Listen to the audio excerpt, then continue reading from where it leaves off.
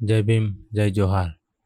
તો આપણે કલમ 23ની શરૂઆત કરીએ છીએ. તો કલમ 23 શું કહેવા માંગે છે કે કલમ 23 પોતાની ઈચ્છા વિરુદ્ધ કરાયેલા નશાની હાલતમાં કરેલું કૃત્ય ગુનો ગણાય કે ન ગણાય. તો આપણે સમજીએ તેવું કૃત્ય ગુનો ગણાય, તેવું કૃત્ય ગુનો ગણાય કે ન ગણાય એ વિશે સમજાવવામાં આવ્યું છે કલમ 23માં.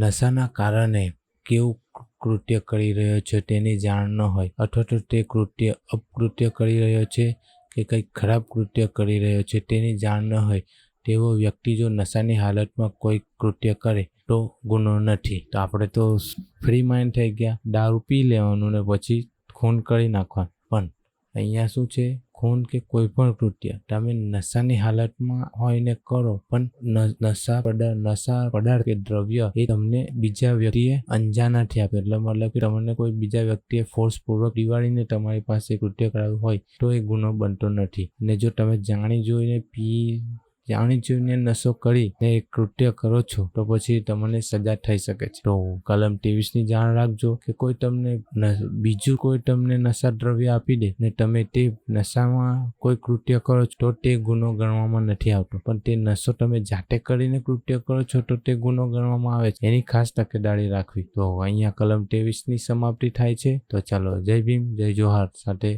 બીજી કલમમાં મળીએ.